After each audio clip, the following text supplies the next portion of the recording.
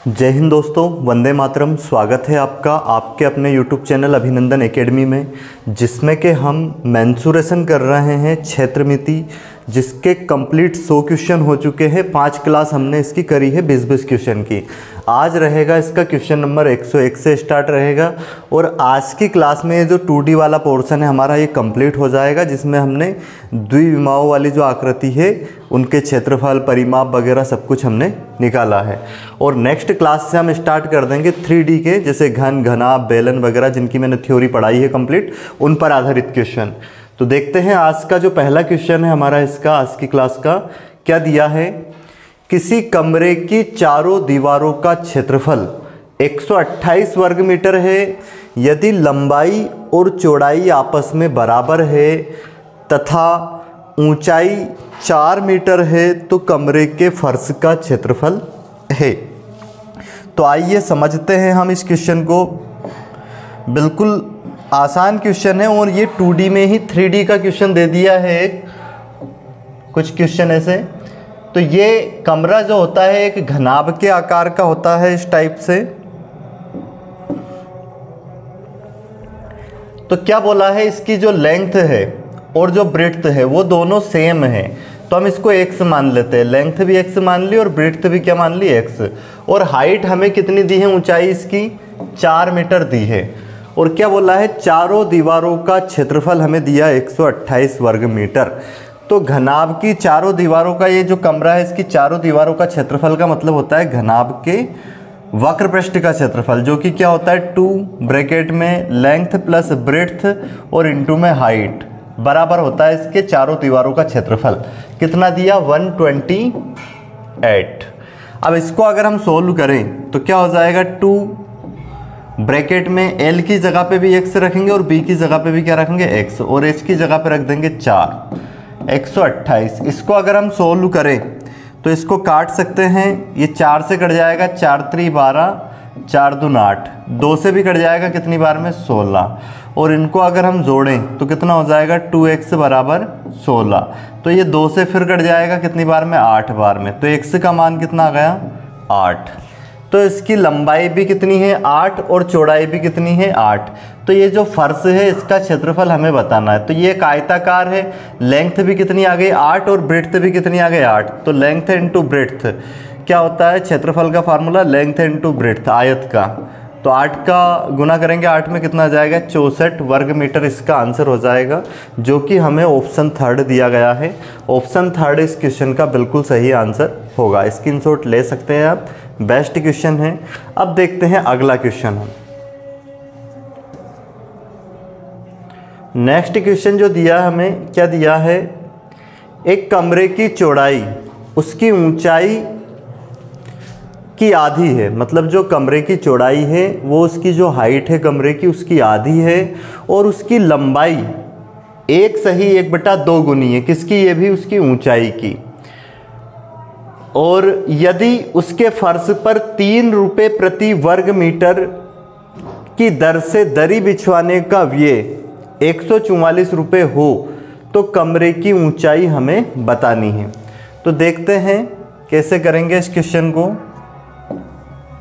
क्या दिया है, एक कमरे की ऊंचाई। तो इसी तरह से कमरा एक घनाभ के आकार के होगा।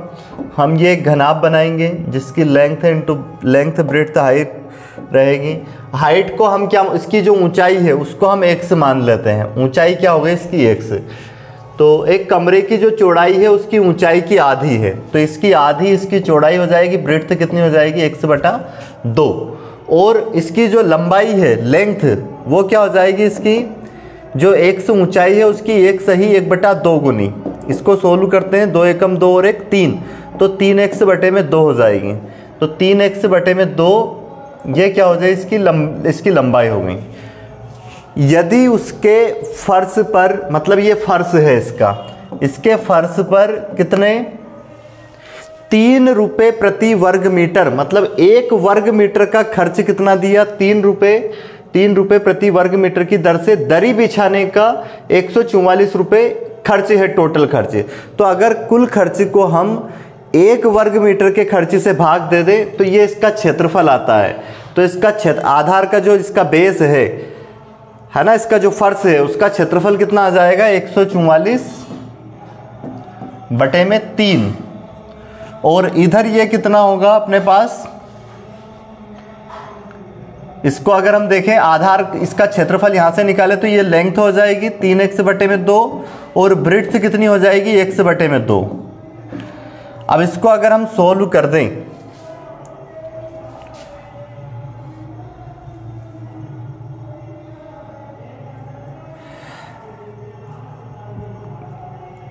तो इसको हम क्या करते हैं, ये तो x इंटू एक्स क्या हो जाएगा, x का स्क्वायर हो जाएगा और इधर 144 के गुने में क्या पहुंच जाएगा, इधर से 2 गुणित 2 4 और बटे में ये 3 पहले से, एक और 3 आ जाएगा तो 3 गुणित 3 आ जाएगा।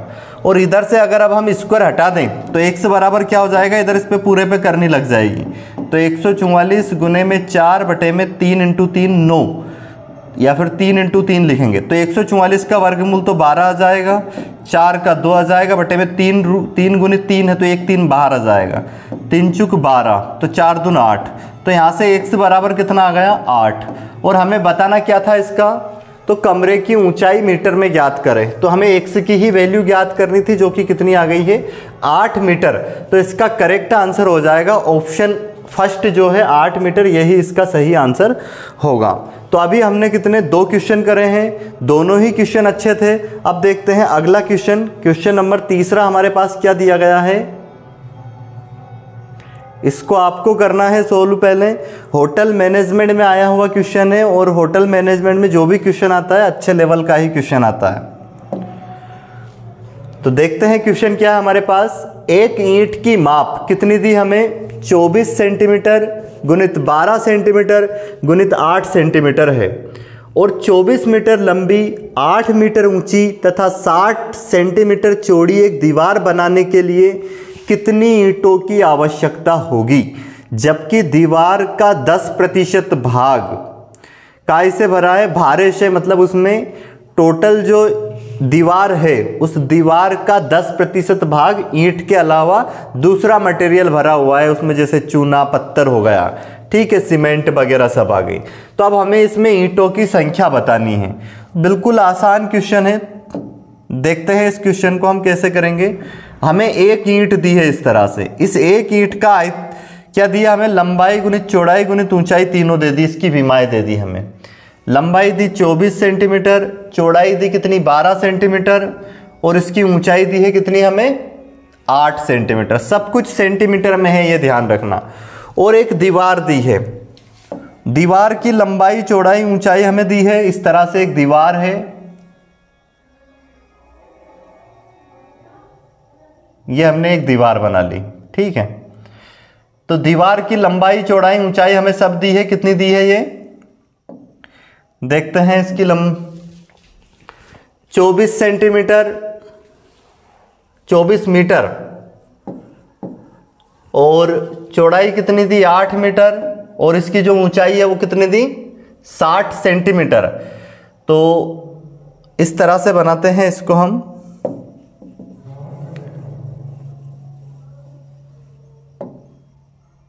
जो ऊंचाई दी है वो कम दी है, इसमें कंफ्यूज नहीं होना है, वो तो सिर्फ हम समझाने के लिए बना रहे हैं आपको ताकि समझ में आ जाए।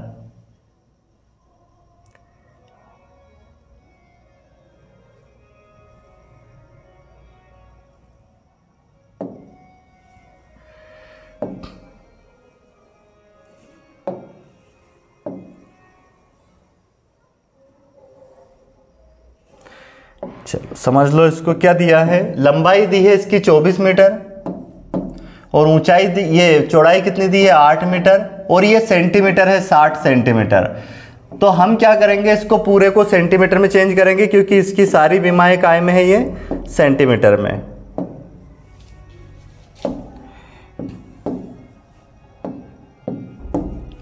तो इसको अगर हम सेंटीमीटर में बदलें तो जो 24 है ये कितना हो जाएगा 2400 सेंटीमीटर हो जाएगा। 8 मीटर कितना हो जाएगा, इसमें 100 का गुना करेंगे तो 800 सेंटीमीटर हो जाएगा। अब अगर ये 10% भाग नहीं हटाना होता इसमें, तो डायरेक्ट हम दीवार के आयतन को एक ईंट के आयतन से भाग दे देते तो कुल ईंटों की संख्या आ जाती है इसमें। परंतु क्या बोला है, जो ईंट है उसमें 10% भाग दूसरा मटेरियल भरा है, तो इसका जो आयतन निकलेगा टोटल, उसका 10% हमें हटाना पड़ेगा। तो कैसे कर सकते हैं, ध्यान से समझें। पहले इसका आयतन हम निकाले तो कितना आएगा, 60 लंबाई गुणित चौड़ाई गुणित ऊंचाई करेंगे हम इसमें। तो सेंटीमीटर वाली यूनिट रखेंगे, 2400 लेंथ हो गई, ब्रेड्थ कितनी 800 मीटर सेंटीमीटर, और ये कितनी हो जाएगी 60 सेंटीमीटर। ठीक है, अब इसका ये टोटल 100% है अपने आप में, तो इसमें से 10% भाग हटाना है जो कि अदर मटेरियल है। तो कितना बचेगा, ये बचेगा फिर 90%। तो 90 बटे में क्या लगाएंगे 100, तो ये अपन ने हटा दिया है इसका मटेरियल जो 10% भाग दूसरा था वो। तो अब ये इतना बचा है, इसको फिर भाग दे देंगे हम एक ईंट के आयतन से, तो कुल ईंटों की संख्या आ जाएगी। तो किससे भाग देना पड़ेगा, 24 गुणित 12 गुणित कितना 8। अब इसको सोल्व कर देंगे, 24 से 24 कैंसिल हो जाएगा ये, और अगर हम देखें तो 8 से 8 कैंसिल हो जाएगा, और 6 दून 12, यहाँ पे कितना बचा है 1, यहाँ पे कितना 1 ही है, तो 2 से काट देते हैं इसको, 2 5 10, तो ये कितना हो गया 500, और 500 में 9 का गुना करेंगे कितना हो जाएगा 4500। तो कुल ईंटों की संख्या कितनी आ जाएगी 4500। हमने कहीं जीरो कम तो नहीं लगाई है, कि यहाँ पे कितनी जीरो थी, 2 5 10, ये हाँ 1 जीरो यहाँ पे बची हुई है, क्योंकि यहाँ पे ये कटा था 24, उसके बाद ये 5 नहीं कितना बचा था 50 बचा था, तो 5000 था ये, इनका गुना करेंगे 5000, और 5000 में 9 का गुना करेंगे तो कितना हो जाएगा 45000। तो इसमें ईंटों की संख्या कितनी आएगी 45000। उम्मीद है आपको ये समझ में आ गया होगा। अब देखते हैं हम अगला क्वेश्चन, क्वेश्चन नंबर 4 देखो आप, ये भी बहुत बढ़िया अच्छे लेवल का क्वेश्चन है। जिन्होंने थ्योरी पढ़ रखी है उनको ये सारी बातें समझ में आती जाएगी, क्योंकि ये सब कुछ मैंने थ्योरी में पॉइंट सारे फार्मूले समझा रखे हैं। चाहो तो आप 32 वीडियो यूट्यूब पे इसके डले हुए हैं थ्योरी के, जिसमें बिल्कुल बेसिक समझा रखा है, एक एक फार्मूला कैसे बना है। और उसके बाद अगर आप वो नहीं देखना चाहो तो ये जो फार्मूले हम यूज़ कर रहे हैं, एक कंप्लीट फार्मूला करके एक सेशन 1 घंटे 20 मिनट का मैंने इस पे डाल रखा है, जिसमें सारे फार्मूले बता रखे हैं, कौन कौन से फार्मूले इसमें यूज़ होते हैं। जैसे अभी घनाभ का आयतन का फार्मूला, घनाभ के वक्र पृष्ठ का क्षेत्रफल, ये सब कुछ सारे फार्मूले एक ही वीडियो में पूरे मेंसुरेशन के कंप्लीट करवा रखे हैं, प्रिज्म के भी पिरामिड के भी। देखते हैं अब हमारे पास अगला क्वेश्चन क्या है। एक कुएं का आंतरिक व्यास 8 मीटर है और गहराई 14 मीटर है। कुएं की निकाली गई मिट्टी उसके चारों ओर 3 मीटर चौड़ाई का एक तटबंध बनाने के लिए बिछाई गई है। तो तटबंध की लगभग ऊंचाई कितनी है, हमें तटबंध की ऊंचाई बतानी है। तो सोल्व करें इस क्वेश्चन को आप पहले, और उसके बाद ही आपको सॉल्यूशन चेक करना है। पहले खुद से सोल्व करना है हर क्वेश्चन को, तो उससे ज़्यादा फायदा होगा आपको। ऐसा नहीं करना है कि बस लेटते हुए देख रहे हैं वीडियो को, एक्टिव रहना है।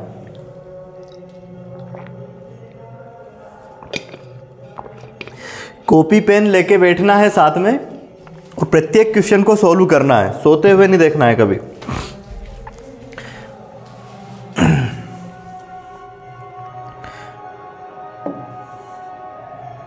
तो एक कुआं है हमारे पास, इस तरह से एक कुआं खोदा गया है जिससे निकली हुई मिट्टी, कुआं होता है बेलन के आकार का इस तरह से। अब इससे जो मिट्टी निकली है उस मिट्टी को इसके आसपास ही जितनी भी मिट्टी इससे निकली है, पहले तो इसकी हमें क्या क्या दी है वो देख लेते हैं। इसकी आंतरिक व्यास हमें दी है, ये वाली जो दी है व्यास 8 मीटर, तो इसकी जो रेडियस होगी त्रिज्या वो कितनी हो जाएगी 4 मीटर, ये बात ध्यान रखना है। और इसकी जो गहराई है कुएं की वो कितनी दी है, मतलब इसकी जो ऊंचाई होगी बेलन की वो कितनी दी है हमें 14 मीटर, ये ध्यान रखना है। अब कुएं से निकाली गई जो मिट्टी है इसके चारों ओर बिछा दी जाती है। तो अब चारों ओर कैसे बिछाएंगे, देखो इस तरह से,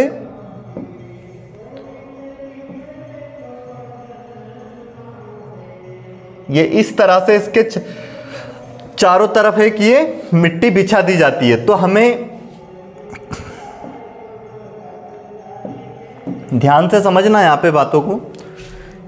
उसके चारों ओर मिट्टी को 3 मीटर चौड़ाई तक, ये जो इसकी चौड़ाई है यहाँ से यहाँ तक, 3 मीटर है, ये आसपास इसके पूरे, इधर भी कितनी 3 मीटर, तो 3 मीटर इसके आसपास ये चौड़ी कर दी जाती है, फैला दी जाती है, एक तटबंध बना दिया जाता है। तो इस तटबंध की हमें बतानी है ऊंचाई h। अब देखो ये जो इसके आप चारों तरफ हमने मिट्टी डाली है, वो जो मिट्टी है उस मिट्टी का आयतन इस कुएं से जितनी मिट्टी निकली है उसके आयतन के बराबर होगा। तो अब ध्यान से समझना, हम शॉर्टकट तरीके से इसको करने वाले हैं।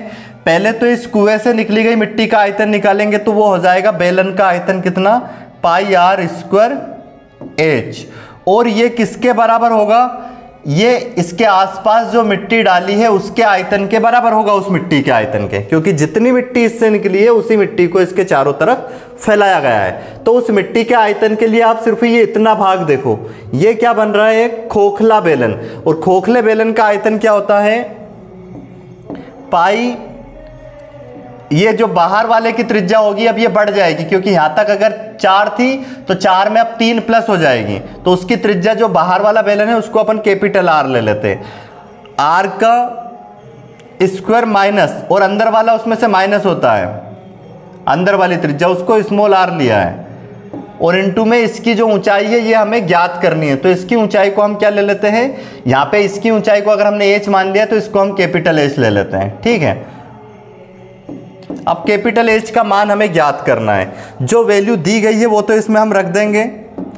देखो पाई से पाई कैंसिल हो जाना है, यहाँ पे आर का मान यहाँ पे हम रखेंगे, कितना रखेंगे, कैपिटल आर का मान 8 और 3 11, तो 11 का वर्ग माइनस आर कितना है, सॉरी 8 में प्लस नहीं होगा, 8 तो व्यास है, उसकी त्रिज्या कितनी बची थी 4। डायग्राम रफ हो गया है, इसको डबल से समझें आप, वैसे ही बनाते हैं ताकि क्लियर हो जाए बात। ये इस तरह से एक बेलन था जिसकी व्यास 8 थी, तो त्रिज्या कितनी हो जाएगी 4, ये समझना है आपको, ये त्रिज्या 4 हो जाएगी। इसके ऊंचाई कितनी दी थी इसकी 14 मीटर, और इसके चारों तरफ, इससे जो मिट्टी निकली है उसको इसके चारों तरफ फैला दिया जाता है इस तरह से, कितने मीटर चौड़ाई तक, 3 मीटर। तो इसकी ऊंचाई हमें ज्ञात करनी है जिसको हमने कैपिटल एच माना था। तो इसकी त्रिज्या, बड़े वाले जो बाहर वाला बेलन है इसकी त्रिज्या हो जाएगी अब कितनी, 4 3 7, जिसको हम कैपिटल आर मान लेंगे। तो इसका खोखले बेलन का आयतन पूरे बेलन के आयतन के बराबर होगा, क्योंकि इससे जो मिट्टी निकली उससे ये बना है।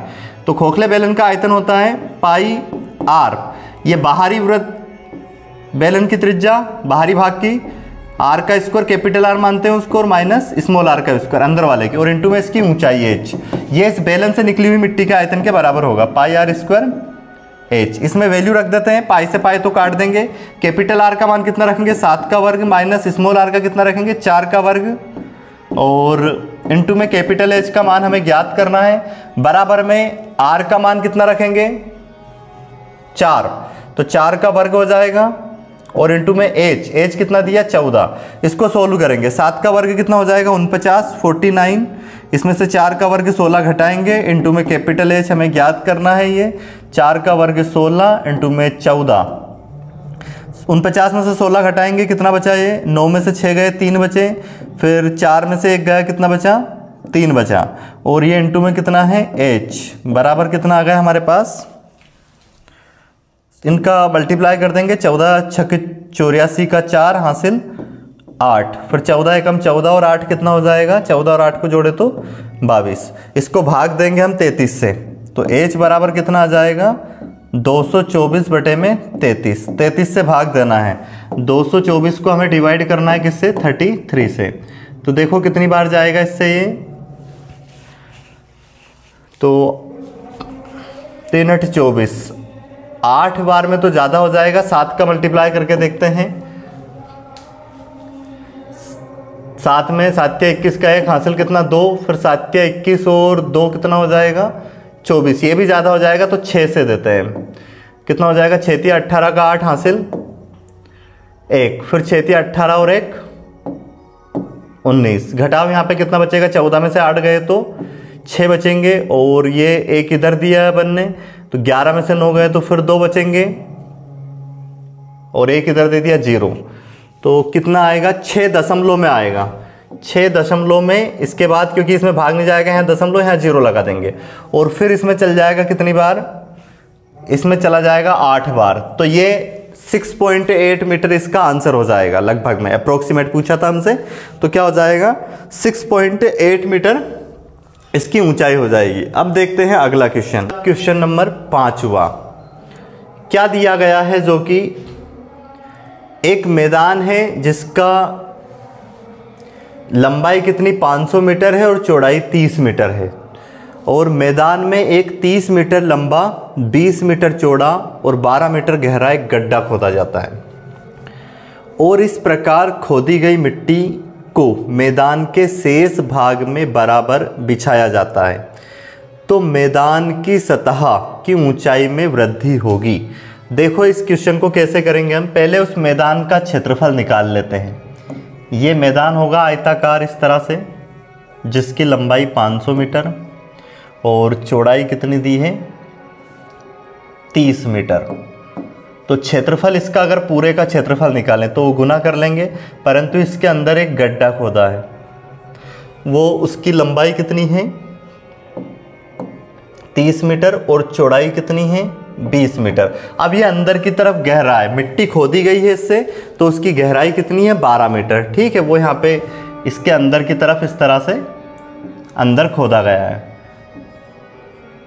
तो जो गहराई है वो इसकी आ जाएगी, कितनी आ जाएगी गहराई इसकी, अंदर की तरफ खोदा है कितना 12 मीटर इस तरह से। ये जो मिट्टी इससे निकलेगी, उस मिट्टी को इसके ऊपर बाहर की तरफ जो शेष जगह बची है उसमें फैलाई जाती है, तो हमें उस कितनी ऊंचाई तक ये मिट्टी ऊपर जाएगी उसका हमें बतानी है उसकी ऊंचाई। तो पहले हम क्या करेंगे, इसका आयतन निकाल लेंगे, जितनी मिट्टी निकली है, तो मिट्टी का आयतन कितना हो जाएगा, मिट्टी का आयतन जो मिट्टी निकलेगी उसका, इसका length into breadth into height कर लेंगे, लेंथ ब्रेड्थ हाइट। तो लेंथ कितनी थी 30, ब्रेड्थ कितनी हो जाएगी 20 और हाइट कितनी हो जाएगी 12। मल्टीप्लाई करते हैं सबका, कितना आ जाएगा 7200 मीटर क्यूब। ये इसका आयतन आ गया। इसके बाद हम क्या करेंगे, ये जो जगह बची है जिस जगह में हमें मिट्टी डालनी है उसका आयतन, उसका क्षेत्रफल निकाल लेंगे और उसके क्षेत्रफल से इसके आयतन को भाग दे देंगे, तो इसकी ऊंचाई आ जाएगी जो कि कितनी होगी। तो इसका क्षेत्रफल कैसे निकालेंगे, पहले पूरे मैदान का क्षेत्रफल में से ये शेष भाग का क्षेत्रफल निकालेंगे, शेष भाग, मैदान के शेष भाग का क्षेत्रफल, ये आ जाएगा हमारे पास कितना 500 गुणित 30 में से माइनस कर देंगे इसका क्षेत्रफल, ये वाला क्षेत्रफल, तो ये वाला क्षेत्रफल कितना होगा 30 गुणित 20, ये कितना हो जाएगा 15,000 और ये हो जाएगा कितना 600। तो 15,000 में से अगर 600 हम घटा दें तो ये कितना बचेगा हमारे पास 14,400 मीटर स्क्वायर, इतना क्षेत्रफल बचेगा। अब इसके मिट्टी के आयतन को इसके क्षेत्रफल से भाग दे दे शेष भाग के, तो मिट्टी कितनी ऊंचाई तक जाएगी उसकी ऊंचाई हम पता कर पाएंगे। तो आयतन कितना है 7200, जिसको हम भाग देंगे किससे 14,400 मीटर, ये मीटर क्यूब था, ये मीटर स्क्वायर है, तो इससे घात ये सिर्फ मीटर बचेगा, 2 जीरो से 2 जीरो कट जाएगी, 72 दूनी 144, 1/2 मतलब 0.5 मीटर। तो इतनी उसकी ऊंचाई होगी, इतनी ऊंचाई तक ये फैलेगी। जैसे मिट्टी जो है कितनी ऊंचाई तक आ जाएगी अब 0.5 मीटर ऊंचाई तक ऊपर। तो क्या हो जाएगा इसका आंसर 0.5 मीटर इसका करेक्ट आंसर हो जाएगा, जो कि हमें ऑप्शन नंबर 4 में दिया गया है। उम्मीद है समझ में आ गया होगा आपको। अब देखते हैं अगला क्वेश्चन, क्वेश्चन नंबर 106वां क्या दिया है हमें,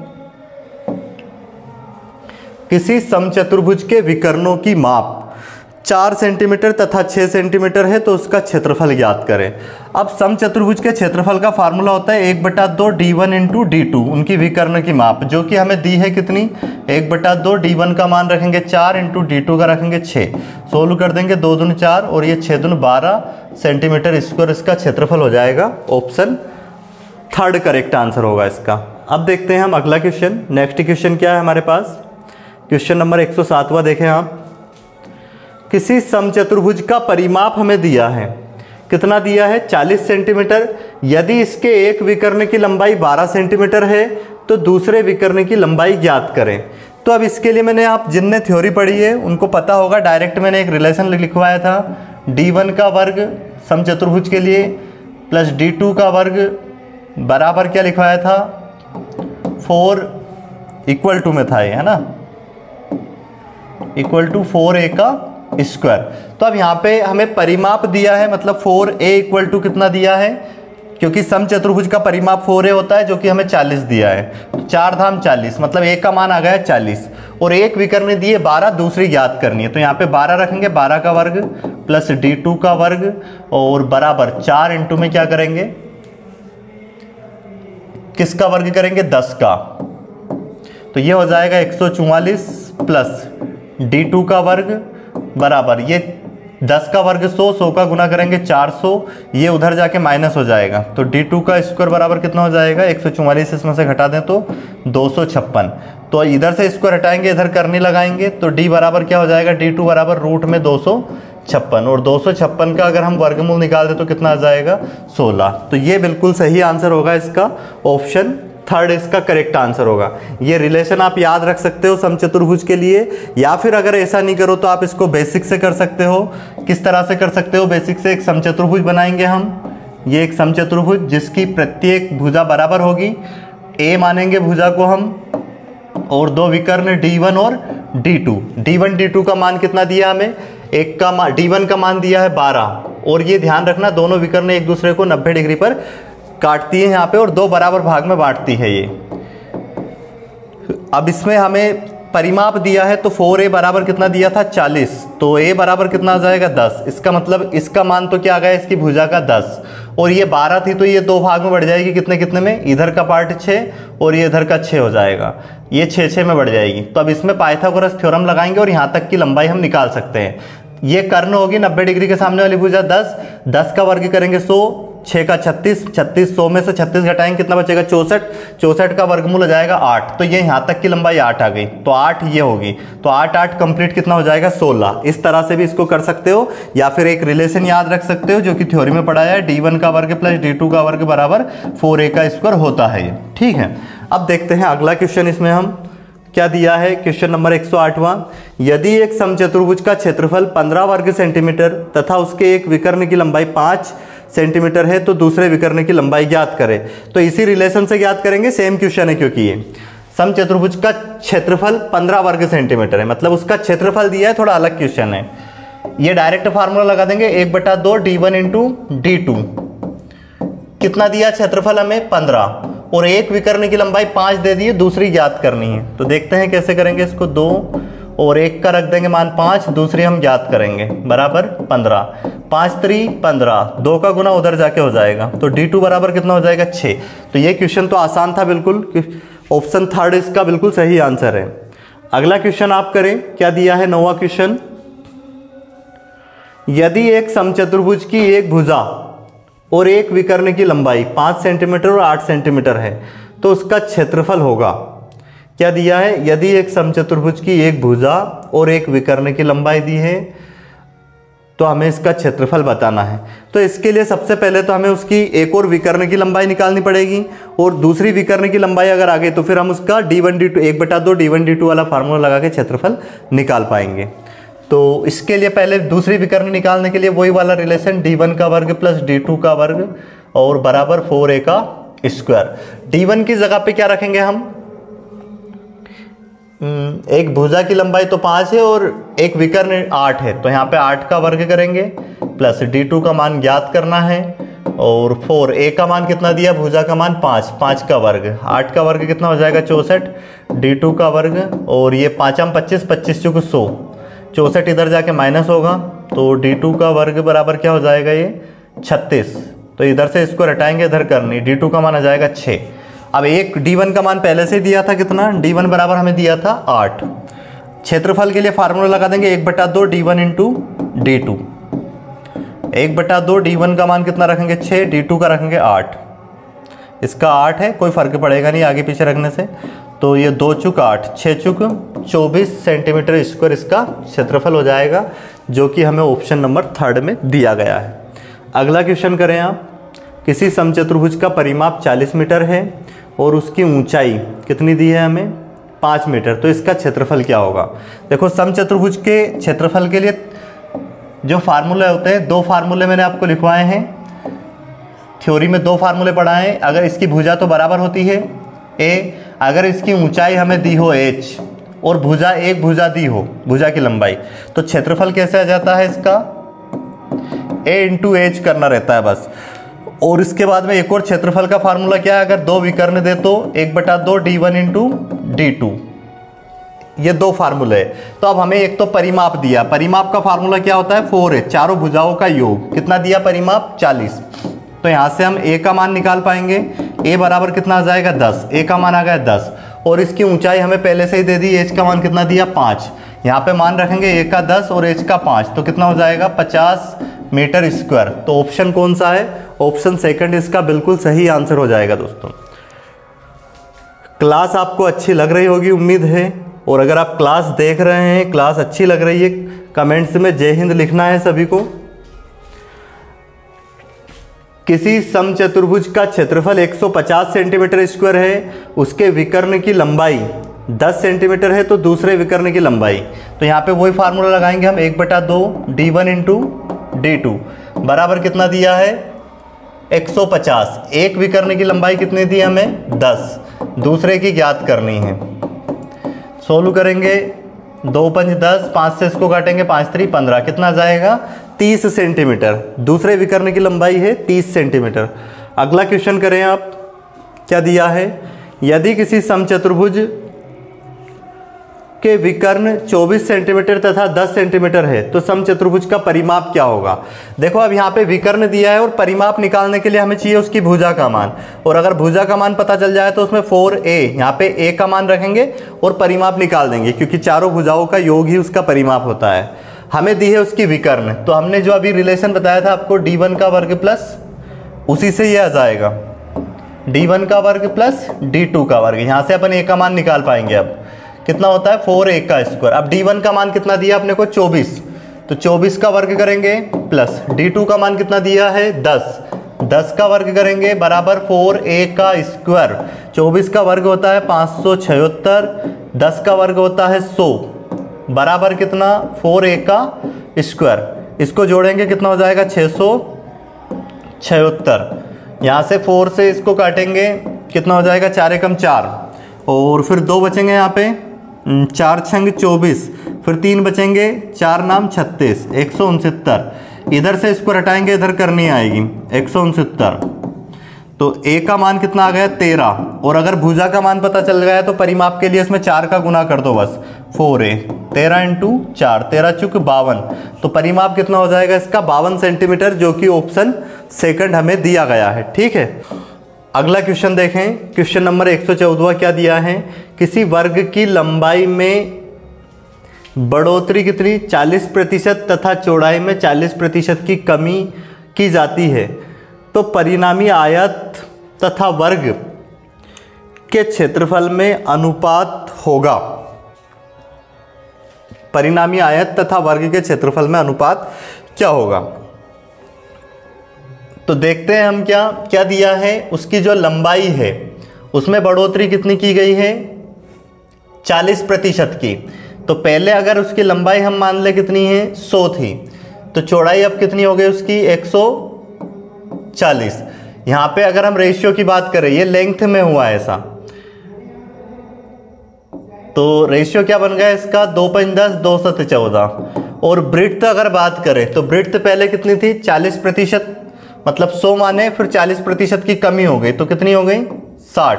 तो ये रेशियो क्या बन जाएगा? 2 5 10, 2 3 6। अब अनुपात की बात करें तो पहले क्षेत्रफल क्या था? 25, इनका गुना करेंगे, पहले वाला क्षेत्रफल आएगा, क्योंकि पहले ये वर्ग था, भुजाएं ये सेम थी उनकी लेंथ ब्रिड्थ, फिर कमी और वृद्धि, ये इसमें पहले वृद्धि की गई फिर कमी, तो अब ये लेंथ बची और ये क्या हो गई उसकी? ब्रिड्थ। तो क्षेत्रफल अब कितना है? 7 या 21। तो हमसे पूछा है जो परिणामी जो बाद में आएगा, ये इसका और इसका मूल जो वर्ग था उससे अनुपात बताना है, तो इसको उल्टा करना है अपने को। क्या आएगा आंसर हमारा? 21:25। ठीक है, क्योंकि हमसे क्या पूछा है, एक बार और देखें। इस तरह से एक वर्ग था, ठीक है, उसकी लंबाई और चौड़ाई में वृद्धि और कमी की गई है। लंबाई में वृद्धि कर दी तो वो बन जाएगा आयत, और चौड़ाई में कमी कर दी तो इस तरह से ये बन जाएगा। तो पहले हमने मान ली कि इसकी लंबाई कितनी थी जब वर्ग था 100, और चौड़ाई भी कितनी थी इसकी 100।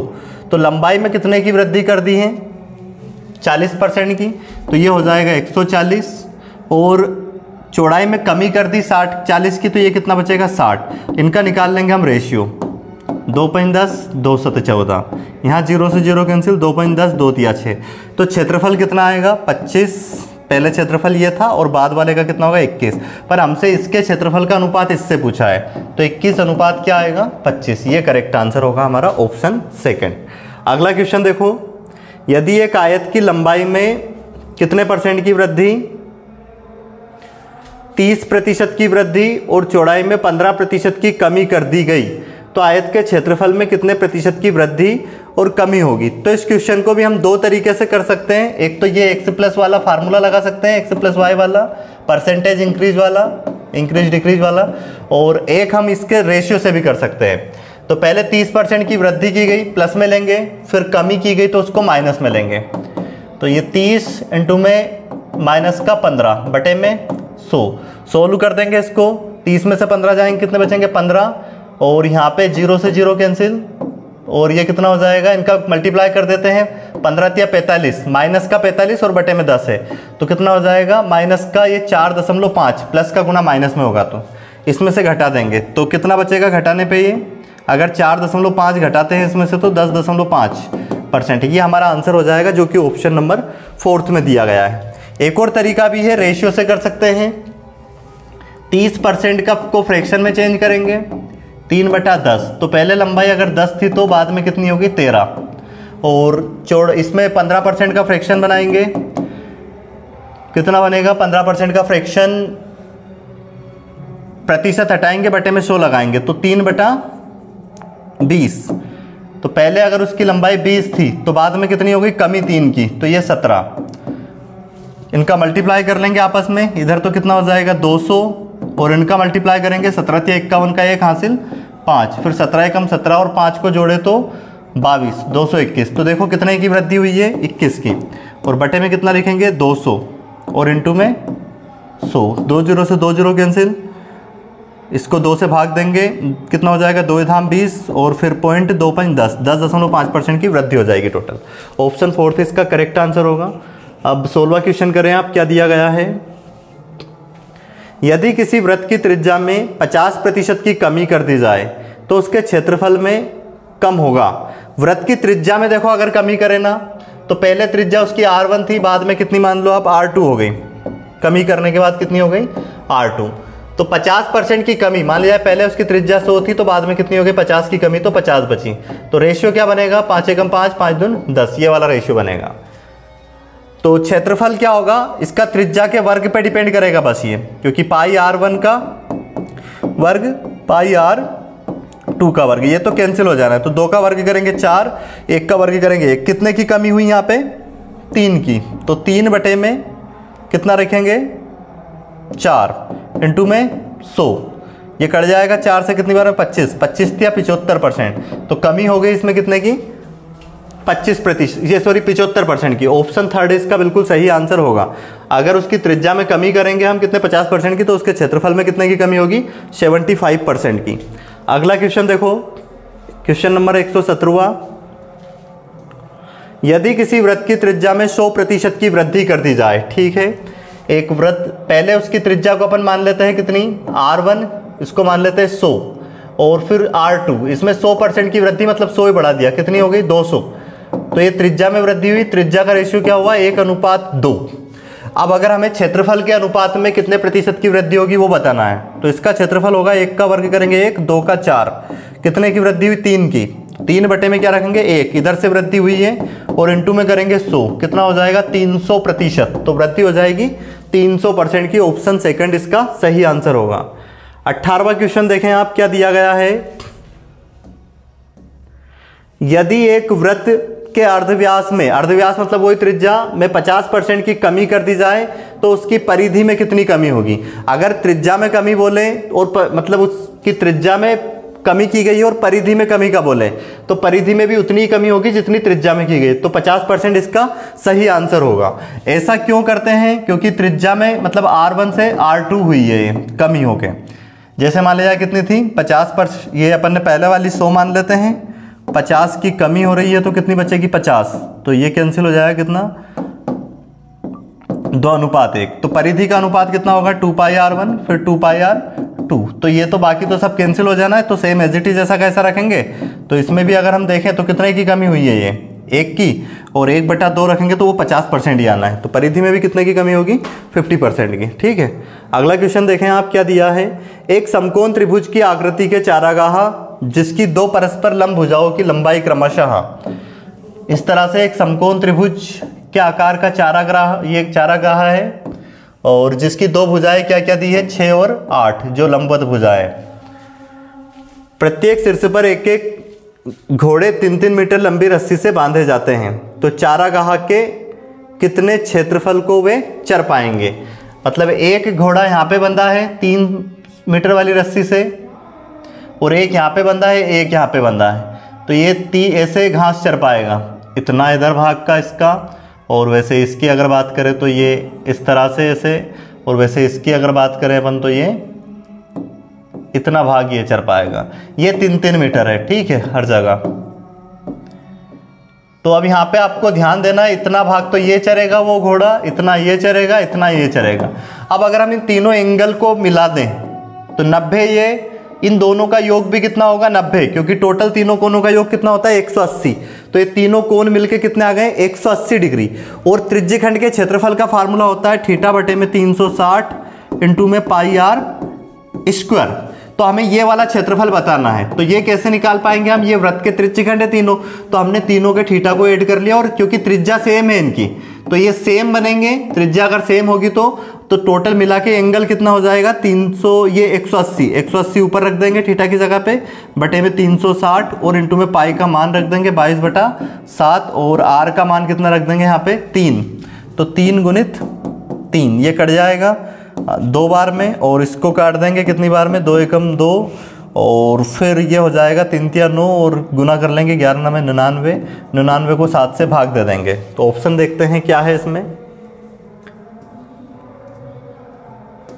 हमें ऑप्शन कैसे दिए हैं, ठीक है, पाई के पदों में है, पाई के पदों में हम निकालते हैं, पाई का मान नहीं रखते हैं यहाँ पे, पाई का मान नहीं रखेंगे तो क्या हो जाएगा, थीटा का मान रखते हैं कितना 180 बटे में 360 इंटू में पाई, और आर की जगह पे रख देंगे 3×3, ये कट जाएगा कितनी बार में 2 बार में, और ये 9 हो जाएगा, 9 को 2 से भाग देंगे 4.5 पाई। अब ये देख लीजिए कौन सा ऑप्शन है, ऑप्शन ये ऑप्शन नंबर 4 हमारा करेक्ट आंसर हो जाएगा इस सवाल का। तो कितना क्षेत्रफल चर पाएंगे वो 4.5 पाई। अब हमारे पास ये लास्ट क्वेश्चन बचा है 120वां क्वेश्चन, तो इसको करना है, और नेक्स्ट क्लास से हम इसका 3D वाला पोर्शन स्टार्ट कर देंगे।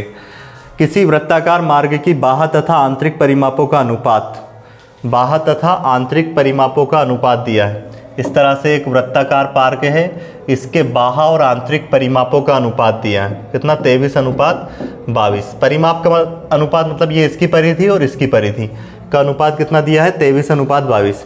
यदि मार्ग की चौड़ाई, और ध्यान रखना इसकी जो परिधि का अनुपात आता है वही इनकी रेडियस का अनुपात आता है, जो परिधि का अनुपात आएगा वही इनकी त्रिज्या का अनुपात भी वही रहेगा 2 पाई। ये पाई इसको R1 ले लेते हैं अपन, इसकी त्रिज्या, और इसकी त्रिज्या क्या ले लेते हैं कैपिटल R ले लेते हैं, और इसको स्मॉल r ले लेते हैं, क्योंकि परिधि का अनुपात क्या 2πr और इंटू में 2πr, तो ये 2π से 2π कैंसिल हो जाता है, तो जो त्रिज्या का अनुपात होता है वही परिधि का, तो यही त्रिज्या का अनुपात होगा।